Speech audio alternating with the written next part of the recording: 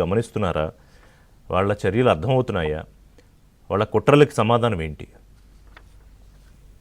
Sir good morning sir. మీకు నమస్కారం. ప్యానెల్లో ఉన్న మిత్రులకు అలాగే ఏబిఎన్ వీక్షకులందరికీ కూడా గుడ్ మార్నింగ్.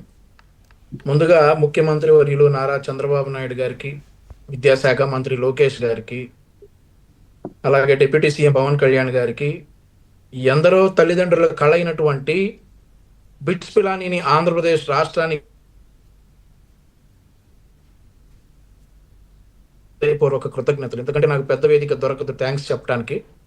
తెలుగు యువత తరపున, తెలుగుదేశం పార్టీ తరపున కృతజ్ఞతలు తెలుపుకుంటా. మీరు ఇంకొక విషయం మర్చిపోయారు రిషి గారు.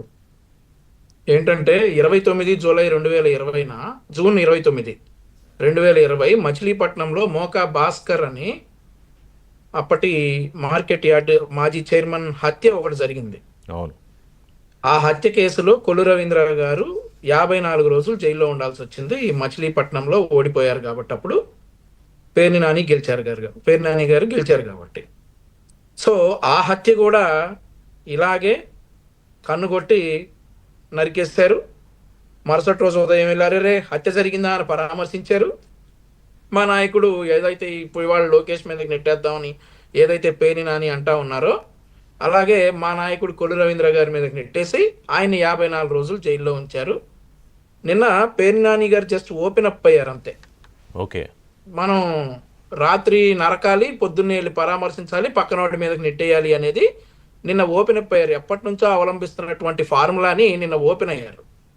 ఏంటంటే పులివెందుల్లో ఇందాక శ్రీరామ్ గారు చెప్పారు, బాబాయ్ని అలానే వేసేశారు, పొద్దున్నే వెళ్ళి పరామర్శించి నారాసుర రక్త చరిత్ర అని పేపర్లో వేసేశారు. ఈ మోకా భాస్కర్ గారిని అలాగే వేసేశారు, పొద్దున్నే వెళ్ళి పరామర్శించేసి కొల్లు రవీంద్ర గారిని అరెస్ట్ చేశారు.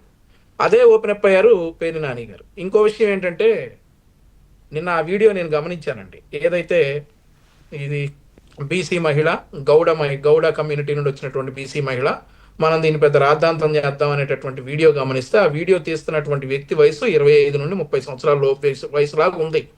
ఎదురుగానే కూర్చున్నారు. వెనకాల ఉన్నటువంటి మిర్రర్ లో క్లియర్ గా ఫోన్ పట్టుకుని కనిపిస్తా ఉన్నాడు. అతను పేర్ని కిట్టు ఫ్రెండ్ అయి ఉంటాడు.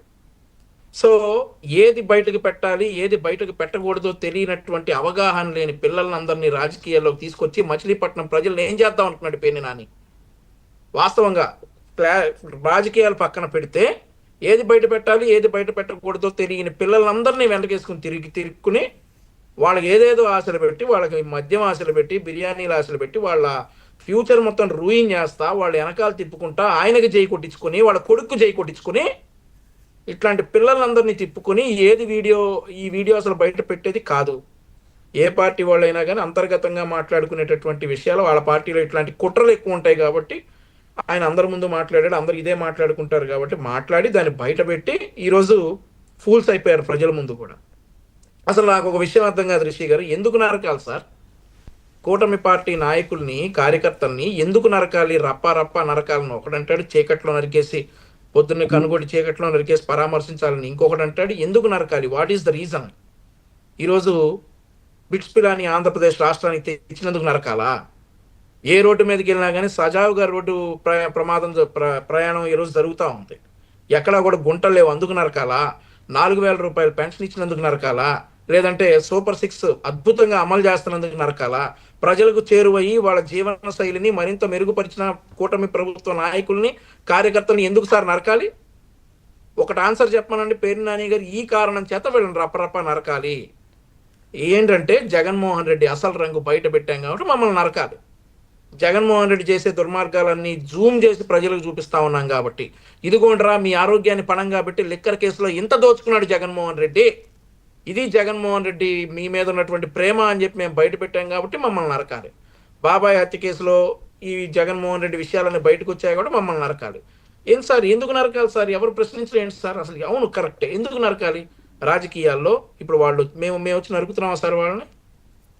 సో ఎందుకు నరకాలని గారు మీరు ఒక పాయింట్ మిస్ అవుతున్నారు. ఇప్పుడు ప్రశ్నించడానికి మేము ఉన్నాము, శ్రీరామ్ గారు లాంటి అనలిస్టులు ఉన్నారు, మేము ఎప్పటికప్పుడు దీన్ని ఎక్స్పోజ్ చేస్తున్నాం, మాట్లాడితే మమ్మల్ని కూడా నరకమంటున్నారు, ముక్కలు చేయాలని అది కూడా చెప్పాడు పేరు నాని. కానీ మీరు ప్రభుత్వంలో ఉన్నారు, ముఖ్యంగా టార్గెట్ మీరే, తెలుగుదేశం పార్టీయే జగన్మోహన్ రెడ్డి టార్గెట్. సరే పవన్ కళ్యాణ్, జనసేన కూడా తర్వాత లెవెల్లో. ఇప్పుడు అదే కదా అక్కడ గుడివాడలో రెచ్చగొట్టి మిమ్మల్ని బూతులు తిట్టి మిమ్మల్ని మీ వాళ్ళు రెచ్చగొట్టి 2 రాళ్ళు అదే వేస్తే సార్, దాన్ని అదే లోకేష్ చెప్తున్నా. చేసాడని చేయాలని కుట్ర కదా బయటపడింది. అవును సో అవును నా అవును, అదే పాయింట్ శ్రీరామ్ గారు క్వశ్చన్ ఇందాక అడిగింది ఏంటంటే వాళ్ళు ఇష్టారీతిన మాట్లాడుతూ ఇష్టారీతిని రెచ్చిపోతూ నిజంగానే ఏదో సినిమాలో కథానాయకుడు ఇలా మాట్లాడితే ఎలివేషన్ వచ్చిందనే ఎలివేషన్ నిజంగా బయట వస్తుందని ప్రజల్ని అమాయకమైన యువతను రెచ్చగొడుతుంటే ఆ అవకాశం మీరు ఎందుకు ఇస్తున్నారు? Point number 1. మాట్లాడిన వాళ్ళు